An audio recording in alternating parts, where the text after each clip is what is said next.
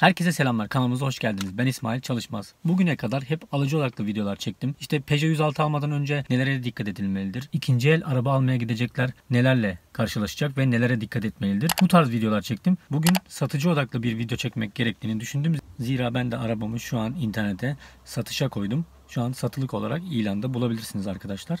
Araba almaya gidecekler şundan problem yaşıyordu. Araba almak gerçekten çok zor. Ama size şöyle söyleyeyim. Araba satmak da araba almak kadar çok zor bir şey arkadaşlar. Araba satmak neden zor? Çünkü insanlarla uğraşmak, insanları memnun etmek çok zor bir şey arkadaşlar. Yani bu sadece araba satmak için değil, hizmet sektöründe evde satsanız, bir şey de satsanız insanları memnun etmek gerçekten zor.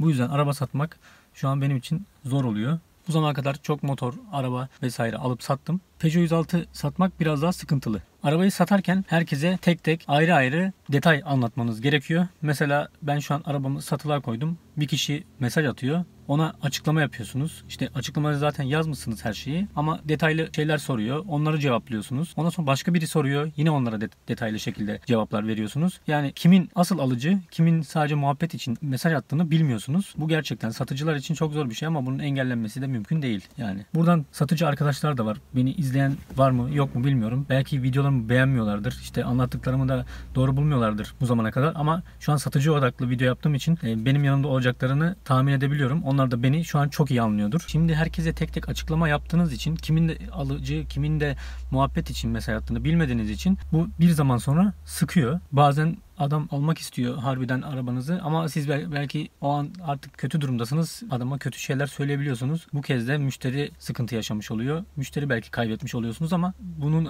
engellenme durumu yok arkadaşlar. Yani araba satarken çok sabırlı olmak gerekiyor. Ben de çok sabırlı olmaya çalışıyorum ama bazen cins insanlar çıkıyor. Örnek vereceğim size, küçük bir örnek. Dün Letgo'dan bir mesaj geldi. Arkadaş dedi ki araba hakkında detaylı bilgi verir misin? Ben de açıklamadaki her şeyi yazdım. Ondan sonra ses sistemi var mı yazmış. Ben de dedim ki ses sistemi yok. Pek o zaman kalsın yazmış. Yani bu kadar saçma bir şey olabilir mi ya? Hani ses sistemi yok diye araba mı alınmaz yani?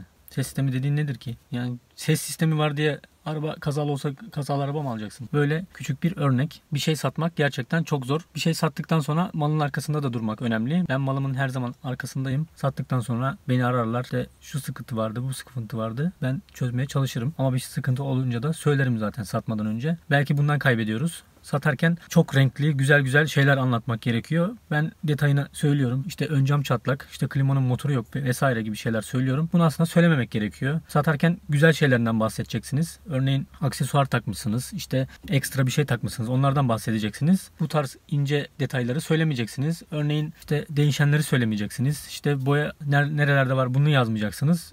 Hasar kaydını yazmayacaksınız. Böylelikle müşterinin ilgisini çekmiş oluyor ama ya bu da doğru değil aslında. Satarken de böyle şeyler söylememek gerekiyor. Arabayı satarken fotoğraflarını da güzel çekmek gerekiyor. Güzel fotoğraflar çekmeniz lazım. Neden güzel fotoğraf çekmeniz lazım? Şimdi uzaktan gelecek arkadaşlar oluyor mesela. İlk önce fotoğrafa bakıyor haliyle. Yani fotoğrafta araba nasılsa ona göre geldiğinde onunla karşılaşmak istiyor. Siz fotoğrafları kötü çektikten sonra arabayı yıkamadan falan fotoğrafı çekerseniz nasıl satacaksınız yani? O müşteri zaten o ilanı gördükten sonra diğer ilanlara geçecektir. Bu yüzden güzel fotoğraflar çekmek gerekiyor. Ben de güzel fotoğraflar çektiğimi düşünüyorum ama isterseniz sağa sola da koyarım. Güzel fotoğraflar çektiğimi düşünüyorum. Umarım güzel fotoğraflar çekmişimdir. Şimdi biz Peugeot 106 satıyoruz. Genelde de Peugeot 106 izleyenler var abonelerimizin arasında. Şimdi Peugeot 106'sı olmayan arkadaşlara söylüyorum bunu. Peugeot 106 almaya gidecekseniz eğer siz hani evde atıyorum babanızın arabası var. Sıfıra yakın 2015-2016 model işte ne bileyim böyle güzel yeni diyebileceğimiz arabaları var. Gidip bu arabalarla Peugeot 106'yı kıyaslamayın. Mesela 18 yaşına gelmişsiniz, 19 yaşına gelmişsiniz. Hayatınızda hiç Peugeot 106 kullanmamışsınız, binmemişsiniz. Gidip ilk defa Peugeot 106 almaya gittiğinizde gidip de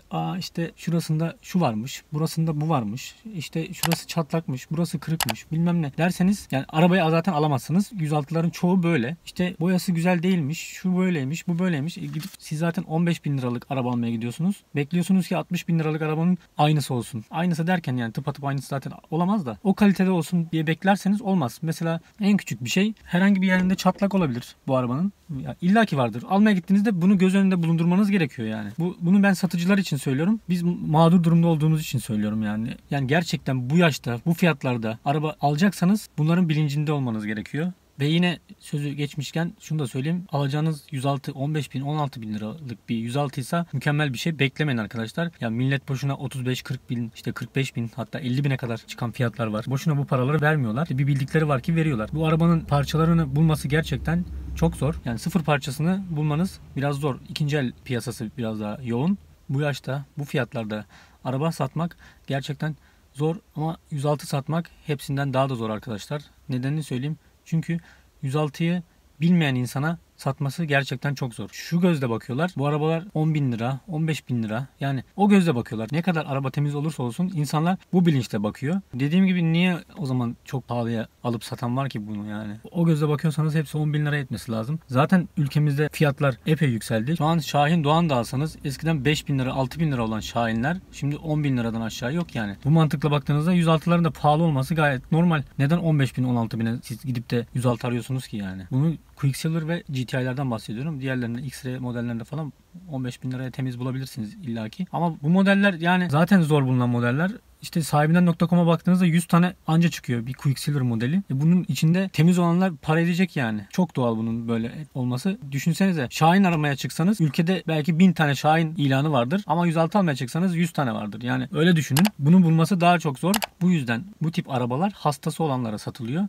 106'yı da hastası olan birine satabilirsiniz anca. Mevcut ilanlarımdan takas teklifi falan yollayanlar oluyor ama gidip arabaya baktıklarında diyorlar ki tek kapıymış. İşte şey mi yok, şu mu yok, bu mu yok. Yani 106'dan anlamayan arkadaş mesela bu arabaların hepsi alçak. Alçak olduğundan dolayı alt takımında sürekli bir problem çıkıyor. Ne kadar orijinalini tak bilmem nesini tak. Kötü bir yola girdiğinizde benim şu an bulunduğum yollar da zaten kötü. Bursa'dan buraya geldim. Bursa'da mükemmel seviyede olan arabam. Buraya geldim takır tukur. Orası burası oynamaya başladı. Yani bu tarz arabalar hep böyle problemler yaşatır. Yani bunu da bilen insana satabilirsiniz anca. Yani gidip 106'dan anlamayan bir insan der ki işte şuradan ses geliyor. Buradan bilmem ne olmuş. Şuradan şu olmuş. Ama 106 hastası olan bir insan 106'dan anlayan bir insan bunlardan sıkıntı yaşamaz. Normal karşılar. Ben de biri zaten mesaj attığında 106'dan anlıyorsa eğer işte alt takımda sıkıntı var mı diyor. Ben diyorum ki ya normal seviyede bunlar zaten alçak. Arabayı ne kadar alçaltırsan o kadar sıkıntı yaşamaya başlarsın. Bu yüksek olsaydı 10 santim daha hiç altından üstünden ses gelmezdi. Şöyle bir şey var tabii. Ne kadar alçak olursa olsun ses olmayan, sesi gelmeyen arabalar da var ama onlar biraz daha pahalı zaten ve güzel yollarda kullanılmış. Örneğin büyük şehirlerde her taraf sıcak asfalt olduğu için ses falan gelmiyor. Ama bizim bulunduğumuz yerlerde bu köy yerlerinde işte küçük ilçelerde falan